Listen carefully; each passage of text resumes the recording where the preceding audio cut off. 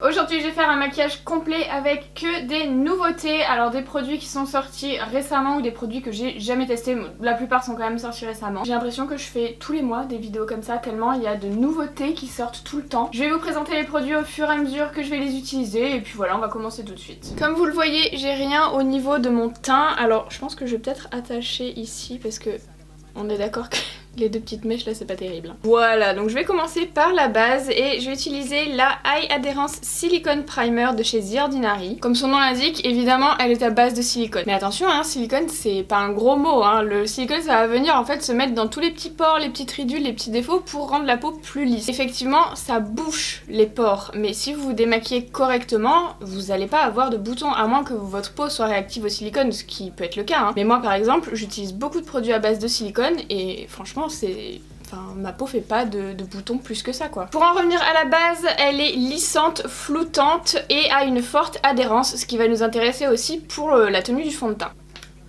Donc sur le papier, je pense que je vais beaucoup aimer. Alors c'est une texture qui est ferme comme ça, mais qui reste quand même assez crémeuse. Ça a pas vraiment... Je pensais que ça allait être un petit peu plus poudré. En fait non, c'est vraiment assez épais, comme une espèce de pommade. Alors l'avantage des produits The Ordinary, c'est qu'on n'a pas trop de surprises au niveau de la composition. C'est toujours plus ou moins simple, hein.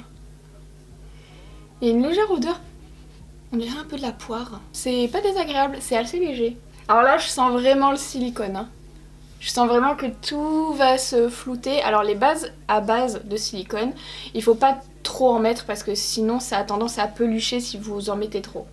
Je vais bien insister sur mon nez parce que mon nez est vraiment très texturé. Ensuite j'ai pas de nouveau fond de teint à tester, par contre j'ai un nouvel outil, c'est un outil chez Beauty Blender qui est un côté houppette et l'autre côté éponge. Alors ça me fait beaucoup penser à cette merde de Blendiful de chez Tati Beauty là. Non c'est pas une merde mais disons que c'est une houppette quoi, rien de plus, rien de moins. Mais là en fait on met ça comme un petit chausson comme ça et on a, je sais pas si c'est très pratique ça.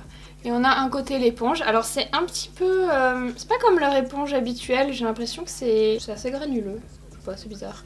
Et l'autre côté, bon bah c'est une houppette. Par contre, la texture de la houppette, vous voyez, elle est un peu plus épaisse. J'ai l'impression que dedans c'est comme, je sais pas, c'est comme du slime. J'ai trop envie de le manger. Alors là, de prime abord, ce qui me dérange beaucoup, c'est ça en fait. Je vais peut-être le mettre derrière. Voilà. Donc je vais mettre mon fond de teint dessus. Je vais mettre 2 pompes. D'habitude, je mets 2 pompes. Je l'ai mis en chaussons. Oh là là. Oh, je vais pas aimer du tout. Oh là là là là là. Mon dieu, c'est nul. Ah, je vois direct. En fait, c'est très très fin et du coup c'est pas... J'aurais préféré cette texture là du coup. Et alors le fait de le mettre en chausson, c'est un handicap en plus qu'autre chose, hein. Je vais le sortir. Ah déjà j'ai une meilleure prise en main. Ah c'est mieux. En fait, bon c'est mieux mais ça applique un peu mal, hein. En fait le fait de mettre les doigts dedans, ça enlève un peu de souplesse parce que du coup là je prends la souplesse de la texture houppette. Du coup c'est quand même plus agréable. Par contre, en termes d'application, franchement, ça fait des grosses traces, vous voyez? Ah, c'est pas beau du tout, hein. Oh là là, mon dieu! Je crois que j'ai jamais eu autant de traces. Ah, c'est super moche. Ah non, nul, nul, nul. Je vais reprendre mon éponge habituelle, hein. Enfin, mon éponge Sunday Riley, je suis toujours en test en fait. Je vais vraiment la tester jusqu'à ce que je doive la jeter pour voir combien elle tient. Là, pour l'instant... Elle tient pas mal, je sens qu'elle est en fin de vie quand même, hein. Vous savez c'était les éponges en velours là. Donc elle s'est beaucoup assouplie au fur et à mesure des lavages, donc elle est plus agréable. Puis bah écoutez, je l'aime bien, hein.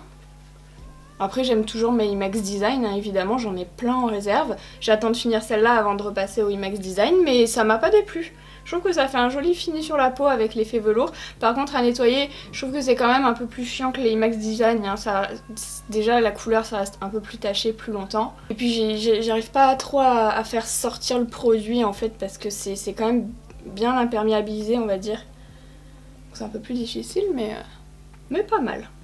Alors, j'ai l'impression que j'ai mis peut-être un peu trop de base. Je sais pas si vous voyez, mais sur certains endroits c'est subtil, hein, mais moi je le vois de près parce que j'ai l'habitude de mettre ce fond de teint là, notamment à ce niveau-là, plus on voit qu'il y a une espèce d'effet matière que j'ai pas habituellement. Et alors, soit ça vient de la base, soit ça vient de l'application que j'ai fait au début qui était mauvaise et... qui a fait cet effet là, c'est possible. Donc je vais retester la base, peut-être aussi que j'en ai mis trop, hein, parce que j'en ai mis pas mal quand même. Donc je vais retester sur les prochains jours et je vous dirai. Pour l'instant, Je sais pas, en tout cas en application j'ai bien aimé, après voilà, il faut voir. Ça reste léger, hein, rien d'alarmant, je pense que normalement si ça vient de la base, si j'en mets moins, normalement le problème devrait être réglé. Je vais passer à mon anti-cerne et j'en ai un nouveau à tester de chez Makeup Revolution, c'est le Conceal and Define Infinite. C'est leur nouvel anti-cerne, ils avaient le Conceal and Define classique je crois, et là il est plus hydratant il me semble, donc il tient 16 heures. Il est crease proof et il offre 20% de couvrance en plus que le premier. Donc, a priori, ça a l'air génial. Moi, j'ai pris la teinte C0.5. Je crois que c'est la plus claire. Et donc, c'est un embout comme le Tarte. Donc, je vais l'appliquer ici. Ah, il a l'air un peu plus épais, en effet. Ça ressemble à la texture du Tarte. Je dirais que le Tarte est quand même une texture un peu plus épaisse. Je vais en mettre qu'au niveau des cernes pour le moment. Je garde mon éponge à moi parce que le truc Beauty Blender, là, je vais pas retenter avec. Alors la couleur j'aime beaucoup, ça m'éclaircit bien. Donc je vais descendre, j'en ai pas mis beaucoup là, qu'est-ce qui m'arrive? Alors, voilà, c'est mieux. Bon, pour l'instant j'aime bien, du coup je vais en rajouter sur ma zone médiane pour éclaircir un petit peu. En termes de quantité, on est sur combien là? On est sur 5 ml, donc la moitié du Tarte, lui il fait 10 ml ou 15? Alors le Tarte fait 10 ml et il est vegan et cruelty free. Par contre pour le crease proof, comme vous le voyez, ça a bougé. Hein. C'est pas poudré donc c'est normal, mais voilà, c'est pas crease proof. En fait j'ai jamais compris quel test ils faisaient pour assurer que leur anti-cerne était crease proof. Pour moi ça n'existe pas. Cette zone c'est quand même une zone qui bouge énormément. Alors ok, moi je suis un peu plus âgée donc je suis plus marquée, mais même quand t'es jeune ça... Enfin tu bouges, tu souris, je veux dire c'est impossible d'avoir un anti-cerne crease proof. Pour moi c'est impossible. Alors oui il y en a qui bougent plus que d'autres. Par exemple le Tarte il bouge quand même moins que ça. Il bouge mais il bouge moins que ça. Arrêtez de mettre crease proof sur les anti-cernes, c'est chiant quoi. J'ai poudré mon dessous d'œil comme ça bouge plus. Et là je vais mettre ma base au niveau de mes paupières. Donc je mets la Anastasia. Alors je vais revenir sur ce que j'ai dit dans ma dernière vidéo sur la base P. Louise. Désolée pour ceux qui ont lu mon laïus dans l'onglet communauté de la chaîne, mais... je n'ai jamais dit que je n'utiliserai plus jamais la P. Louise. Je sais pas où vous avez vu ça. Je vous ai juste dit, je bégaye, que cette base-là, elle se déphasait et que c'était chiant dans le grand format. Ça me l'a pas fait au début et ça me le fait sur la fin. Donc oui, ça m'a gavé. Donc je vais repasser à un petit tube. C'est juste que là, il est dans ma réserve et j'ai la flemme. Il y a plein de trucs sur la boîte que j'ai pas envie de déplacer pour l'instant. Donc là, je prends la Anastasia, ça me convient très bien. Deuxième chose, je n'ai jamais été payée par P. Louise. Ni maintenant ni avant. Oui j'ai un code d'affiliation, à savoir que le code d'affiliation il n'est affilié que depuis l'année dernière quand ils ont lancé leur programme.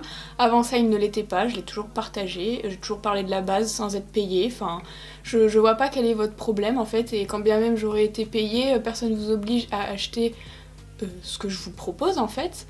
Après on parle quand même d'un produit à 12 €, enfin je sais pas si vous vous rendez compte quoi. Je dis ça parce qu'il y en a plein qui ont dit ouais alors elle nous a saoulé avec sa base P. Louise et maintenant elle l'utilise plus, c'est parce que la marque l'a pas payée, parce que dans sa story elle a dit que les marques la payaient pas. Les gars, calmez-vous, même si une marque me paye pas, je continue à travailler avec elle, enfin je veux dire faut courir après son argent, mais ça c'est quand on est indépendant, c'est comme ça, et c'est dans tous les domaines pareil, c'est pas que les youtubeurs hein, malheureusement, faut toujours courir après son fric, c'est comme ça. Mais c'est chiant, voilà, j'ai le droit de dire que c'est chiant ou pas? Du coup là je vais finir de poudrer mon teint avec le côté houppette là du petit truc Beauty Blender. Bon là c'est déjà un peu mieux. C'est pas souple du tout par contre, mais bon ça dépose bien la poudre, ça la prend bien, donc là j'ai trop rien à dire. Je préfère quand même ma houppette Linda Alberg. D'ailleurs cette houppette elle est increvable, franchement je la lave tous les jours, sauf les jours où je me maquille pas évidemment, mais en général je me maquille quand même au moins 5 ou 6 jours par semaine, voire 7 parfois, et franchement elle tient, ça fait combien que je l'ai depuis qu'elle s'est lancée? Ça fait plus d'1 an hein. Ça doit faire 1 an et demi peut-être. Elle est increvable. J'ai fait mon contouring et mes sourcils parce que j'avais pas de nouveaux produits à ce niveau-là, et on va continuer le teint, et j'ai une nouvelle palette de chez Too Faced. Je pense que je vais adorer ce truc. Je l'avais vu à la journée presse et je me suis dit ça a l'air génial. En fait c'est une palette pour le teint avec une poudre soft focus donc qui est un peu satinée. Vous savez que j'aime bien ce genre de truc. Un highlighter et un highlighter beaucoup plus pailleté. Elle existe en 4 teintes. On a une teinte pour les peaux claires donc c'est celle-ci. une teinte pour les peaux médium, une teinte pour les peaux métisses et une teinte pour les peaux noires. Alors je me dis que j'aurais peut-être pu tester quand même la poudre qui est au milieu, c'est la Soft Focus au niveau de mes cernes au lieu de poudrer avec la poudre libre, mais j'ai pas pensé, je ferai ça dans une prochaine vidéo. Là pour l'instant je vais l'appliquer vraiment sur la zone médiane et la zone du dessous d'œil. Donc je vais prendre un pinceau de chez Nabla, le Precision Powder, ce sera parfait. Donc je vais l'appliquer à ce niveau-là. Vraiment, comme je mets ma poudre CC Brightening de chez By Terry d'habitude, vous savez. J'aime trop l'effet. C'est exactement ce que j'adore et puis en plus c'est la bonne couleur, je suis trop contente. Dès que je l'ai vu à la journée presse, je vous dis, je me suis dit ça, je vais adorer, j'ai trop hâte.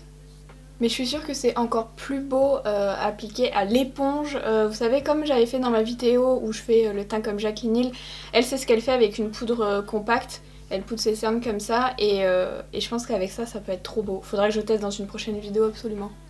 Quand même, elle met du contraste, hein. Oh, je suis trop contente, j'adore. C'est rare que je m'extasie autant hein, sur un produit, on est d'accord. Mais là vraiment, j'adore, vraiment. J'ai envie de m'en mettre partout. Mais en fait, vous voyez ? Elle éclaircit bien, c'est satiné, ça accroche la lumière juste ce qu'il faut, c'est pas too much, franchement j'adore. J'ai envie de me racheter une juste pour faire du stock. Ensuite je vais prendre la partie glow. Je vais l'appliquer comme un highlighter, donc avec mon pinceau highlighter de chez Nabla, donc au niveau des pommettes ici. C'est beau, c'est pas trop, j'adore, ça éclaircit bien.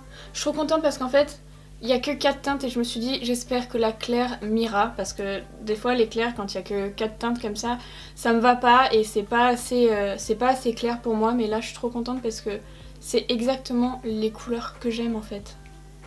Ensuite j'en mets aussi au niveau du nez. Bon ça c'est facultatif, c'est juste parce que j'aime bien. Un peu le menton et ici. Et je vais prendre maintenant la teinte Dazzle. Je vais l'appliquer un petit peu plus précisément. Là je prends un petit pinceau de chez Colourpop. Je vais l'appliquer juste ici. Là, pour le coup je vois pas trop la différence. Je vais appliquer au doigt peut-être. C'est beaucoup plus granuleux hein. Alors oui ok. En fait je vois. C'est effectivement beaucoup plus pailleté. Mais alors il faut bien écraser la matière parce que c'est une formule qui est un petit peu plus épaisse. Donc du coup si vous écrasez pas bien la matière ça prendra pas. Ou alors il faut l'appliquer sur une peau... qui est légèrement poudré pour que ça accroche mieux. Vous pouvez carrément l'appliquer en highlighter à la place de la partie glow. Hein.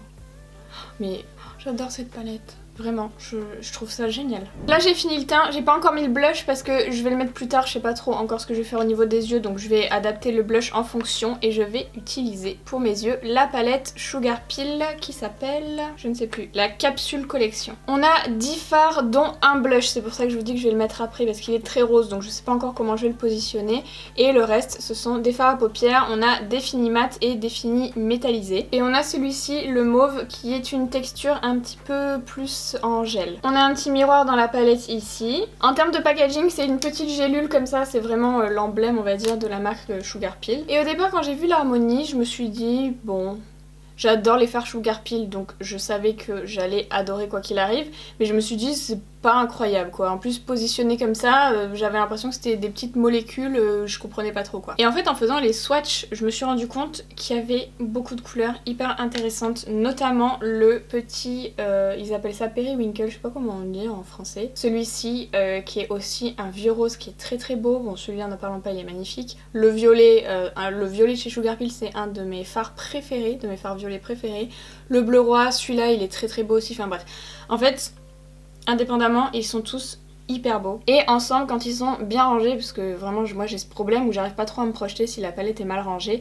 Et en fait, bien classés par ordre de couleur, on va dire, finalement c'est hyper inspirant. Par contre, c'est une palette qui, comme vous le voyez, hein, n'est pas hyper contrastée non plus. Il n'y a pas de très clair, il n'y a pas de très foncé.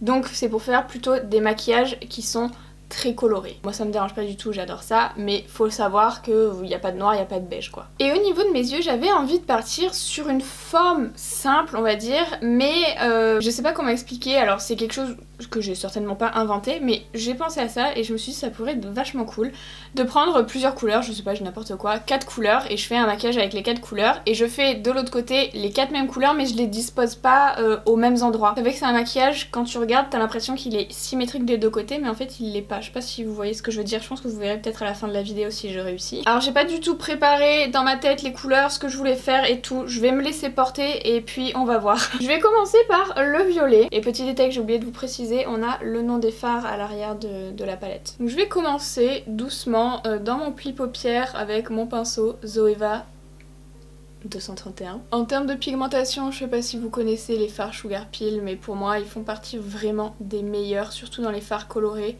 Leurs fards mono, je les avais achetés au IMATS 2017 et franchement je m'en séparais pas. À un moment donné je ne me maquillais que avec ça. Après bon, j'ai découvert les palettes et j'ai acheté des palettes, mais franchement ils sont géniaux. C'est une des premières marques d'ailleurs à avoir sorti des fards mono aussi colorés, des couleurs aussi intéressantes. Et étonnamment, ce sont des fards qui sont pas très poudreux, comme vous le voyez, j'ai quasiment pas de chute. C'est ça qui est génial avec leurs fards à paupières, c'est qu'ils sont pigmentés mais pas poudreux, donc ça évite les chutes. J'ai l'impression que je me paraphrase totalement dans cette vidéo. Du coup, ce que je vous propose, c'est de faire un œil et ensuite de passer à l'autre, parce que du coup je sais pas exactement quelle couleur je vais utiliser, donc pour construire l'autre j'ai besoin d'avoir les couleurs au global, donc voilà. C'est pas du tout ma façon de travailler, donc j'espère que je vais faire quelque chose de potable. Alors je me suis arrêtée au milieu comme ça, pourquoi? Je vais prendre le fameux Periwinkle là. Cette couleur elle est magnifique, vraiment. Et alors pour le coup, c'est une couleur qu'on voit pas partout. Donc je vais la mettre du coup sur la portion interne de mon pli paupières. J'ai l'impression que je vais utiliser toutes les couleurs de la palette en fait. On va se calmer. Donc je vais bien sûr dégarder les deux teintes ensemble à ce niveau-là, hein, parce que sinon c'est pas très beau. Je suis fan de cette couleur bleue, je la trouve trop belle. Maintenant je vais prendre ce petit rose. Donc la teinte, je vous ai pas dit le nom des teintes, mais bon, la teinte c'est Glory. Celle-là aussi elle est hyper belle. Donc je vais m'en servir pour dégrader mon violet. Vraiment juste la partie violette, hein. Laissez-moi vous dire que les fards se travaillent avec une simplicité déconcertante. Là du coup je vais remonter quand même un peu mon dégradé parce que je vais pas utiliser de teinte de transition, donc pour que ce soit équivalent je vais le remonter un peu vers le sourcil. Maintenant je vais prendre ce fard qui s'appelle Amber, je vais l'appliquer ici. Oula. Alors lui il est un petit peu plus granuleux que les autres, du coup ouais je pense qu'au pinceau c'est pas top. Je vais l'appliquer au doigt carrément. C'est beaucoup mieux. Ah non là pour le coup celui-là j'aime pas du tout. C'est du grain. Oh je suis trop déçue. Mais j'ai la solution. Un embaumousse. Normalement l'embaumousse va me sauver. Ça tombe hein. Mais c'est peut-être aussi parce que c'est la base Anastasia et qu'elle sèche quand même beaucoup. Par rapport à la P. Louise qui reste quand même plus grasse que ça et du coup ça accroche mieux, parce que là j'ai vraiment l'impression que y a rien qui accroche. Ouais, non. Cette teinte, elle est vraiment nulle pour le coup. Non, elle est trop épaisse quoi. C'est pas agréable à travailler. Je mets un petit peu de la teinte de transition rose que j'ai mis ici, à ce niveau-là, comme ça fait un dégradé un petit peu plus joli. À mon ras de cils inférieur, je vais mettre la teinte bleue qui s'appelle Slow Dive. Je l'applique avec un petit pinceau. Celui-là, c'est un pinceau du kit de Sananas. Je crois que c'est dans le premier kit. Je sais plus s'il est dans le deuxième. Et je vais dégrader avec Radiat. Je sais que mon accent est particulièrement incroyable. Bon là, je dégrade avec un petit pinceau E36 de chez Sigma. Et dans mon coin interne, je vais mettre le fard un petit peu en gel qui s'appelle Supernova. Je prends un autre embaumousse et là, oh là là, il est trop beau ce fard. C'est celui-là que j'aurais dû mettre sur ma paupière au lieu de ce jaune pourri là. Mais j'avoue qu'en coin interne, non, c'est magnifique. Allez, je passe à l'autre œil. Je vais commencer avec le bleu dans le pli paupière à la place du violet. Donc je vais faire la même forme, hein, bien sûr. Je pense qu'il n'y a que deux teintes que je vais garder aux mêmes endroits, c'est la jaune et le coin interne. Les autres, je vais les déplacer. Alors par contre, il faut que je réfléchisse à faire quelque chose qui fonctionne. J'ai pas du tout réfléchi, écoutez. On verra bien. À côté, je vais mettre le vert, celui avec lequel j'ai dégradé à mon ras de cils inférieur, là. Je vais directement le remonter un petit peu au niveau du sourcil. Et je vais dégrader le bleu avec le bleu pastel que j'avais mis là à ce niveau-là. Là. Eh, ça ressemble à mes ongles. Oh, la corvée. Je vais m'occuper du moche là. Non, vraiment, il est monstrueux ce fard. Je sais pas ce qui s'est passé. Sugar Pill, vous faites jamais ça d'habitude. J'ai jamais vu cette texture de fard. Mais pourtant, tous les autres fards sont trop bien dans la palette. C'est ça qui est dommage. Du coup, ras de cils inférieur, je vais mettre le violet et puis il me reste qu'une seule couleur donc je dégraderai avec le rose. Et coin interne, hop, je remets la même couleur. Maintenant, je vais venir ajouter des paillettes avec la nouvelle ombre à paupières liquide Interstellar de chez Lindeberg. Autant vous dire que depuis que je l'ai vue sur les réseaux sociaux, je crevais d'envie de la tester et je l'ai reçue. Alors pour moi aujourd'hui, pour vous hier. Donc c'est une ombre à paupières liquide qui peut être appliquée sur toutes les zones du visage, autant sur la peau que sur les paupières que sur les lèvres. C'est ça que j'adore chez Lindeberg, c'est que c'est toujours des produits multi-usages. Et il y a deux manières de l'utiliser. Soit vous l'utilisez en aplat et à ce moment-là vous avez vraiment un effet doré métallisé, soit un petit peu plus estompé et à ce moment-là c'est des paillettes. Et c'est comme ça que je vais l'utiliser. Donc je commence par en mettre un peu sur ma main. Et avec un pinceau assez souple, en l'occurrence moi c'est le Fenty 230, je vais prélever un peu de matière et ensuite je vais venir tapoter par-dessus ce fard un peu moche là. Ça va peut-être un peu le... Oh non, j'ai fait un caca. Oh non, à l'aide. Heureusement que j'ai commencé par cet œil là. C'est mon œil pas photo. Alors, il faut bien estomper sur votre main avant parce que sinon ça fait des crottes. Quand on a des crottes, qu'est-ce qu'on fait? On prend un petit goupillon et on gratte un peu les crottes. Alors faut pas gratter comme un fou, hein, sinon vous allez enlever tout votre fard qu'il y a dessous. Juste les petits amas quoi. Je vais en mettre quand même un peu plus. Et donc l'avantage c'est que ça va sécher. Alors ça sèche vite, faut faire attention. Et donc ça va pas bouger de la journée. Ce que j'adore avec Lindeberg, c'est qu'elle fait vraiment des produits performants. Et pour le coup, il n'y a aucun mensonge sur les promesses du produit. Enfin, moi, j'ai jamais été déçue. Après, bon, j'adore Lindeberg, alors est-ce que mon avis est objectif? Peut-être pas. Mais en tout cas, j'adore. Alors elle l'a appliqué sur paupières nues et c'était super beau. Elle a mis 2 secondes et c'était magnifique. Vous verrez peut-être pas, mais quand je vais me rapprocher à la fin, vous verrez, je pense. C'est trop beau. Et un des gros avantages aussi que ce soit liquide comme ça et que ça sèche, c'est que les paillettes vont pas tomber dans la journée ni quand vous faites votre maquillage, donc c'est quand même non négligeable, hein. Les paillettes c'est chiant quand même quand ça tombe. Je vais mettre un crayon doré dans ma muqueuse, c'est le Oriflash de chez Lindeberg, c'est pas une nouveauté mais j'ai pas de nouveau crayon de toute façon. Regardez sur ma main comme c'est beau le Interstellar.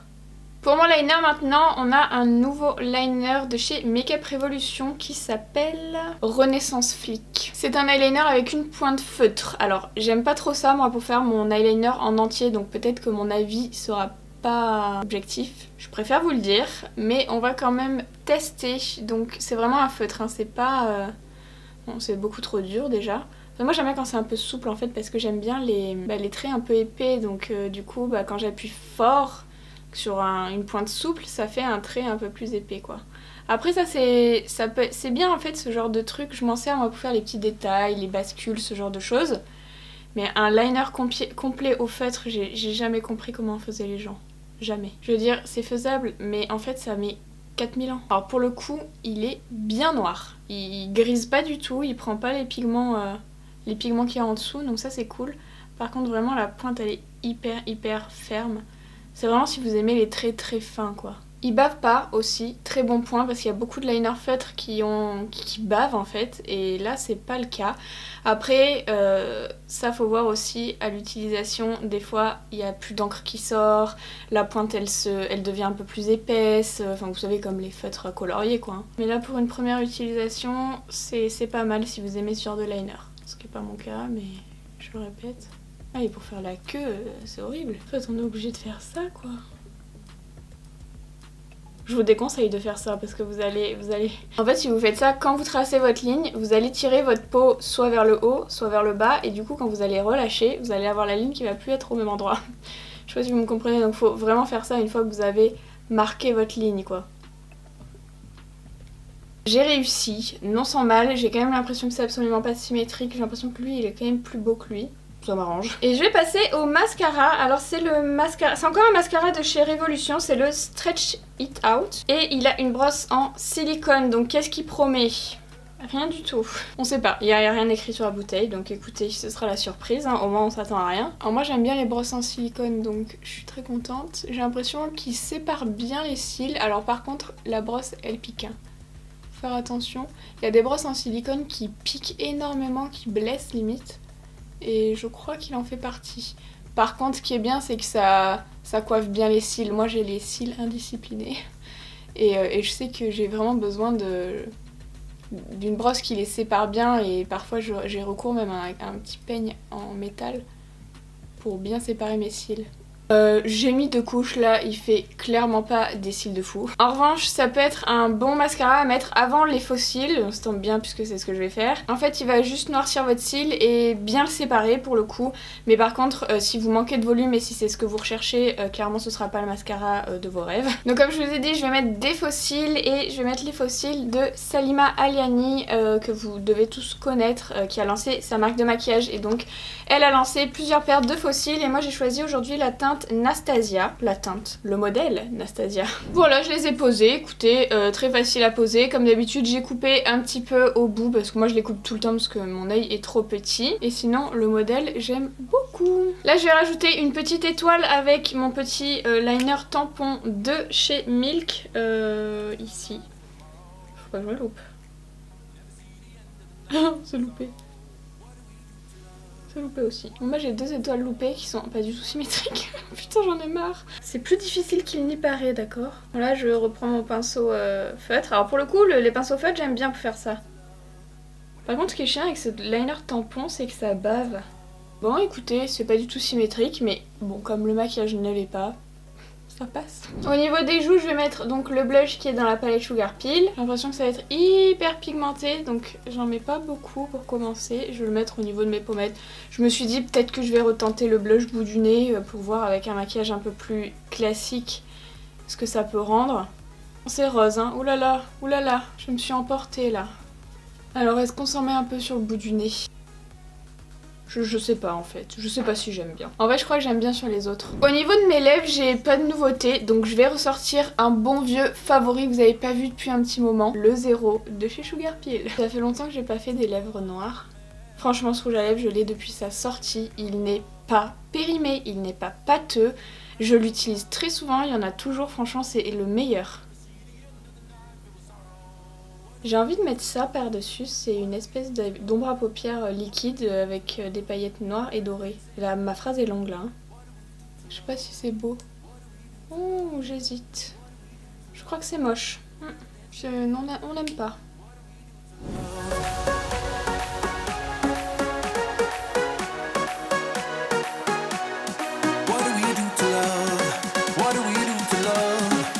Bon alors, qu'est-ce qu'on pense de ce maquillage symétrique, pas symétrique? Moi j'aime bien, je pense qu'il faut creuser peut-être un petit peu plus le concept et mettre des couleurs aux mêmes endroits et d'autres pas aux mêmes endroits pour que, à première vue, on a l'impression que j'ai le même maquillage, mais quand on détaille, on se dit ah bah non, les couleurs sont pas au même endroit. Là, on voit clairement que les 2 yeux sont pas pareils, mais ça ne déplaît pas. Le concept est à creuser quoi. Concernant les produits, dans l'ensemble, j'ai bien aimé. Gros coup de cœur sur la palette Too Faced. Vraiment, c'est un produit que j'adore et que je continuerai à utiliser avec grand plaisir. J'ai moins aimé le petit outil Beauty Blender. Je trouve que c'était une bonne idée de concept de faire houppette et éponge en même temps, mais je trouve que c'est pas réussi malheureusement. La palette Sugar Peel, j'adore, à part le fard vert jaune là qui est vraiment nul pour le coup. Je peux pas vous dire que la texture j'ai pas su la travailler et c'est que vraiment le fard est mauvais.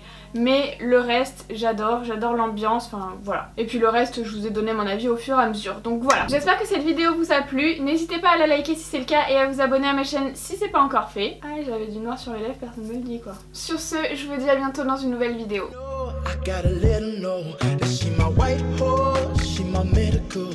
Like my baby mama, know how to take care of me. Give my baby problems, you gon' regret everything. So I let her know, gotta let her know. Came through the front door.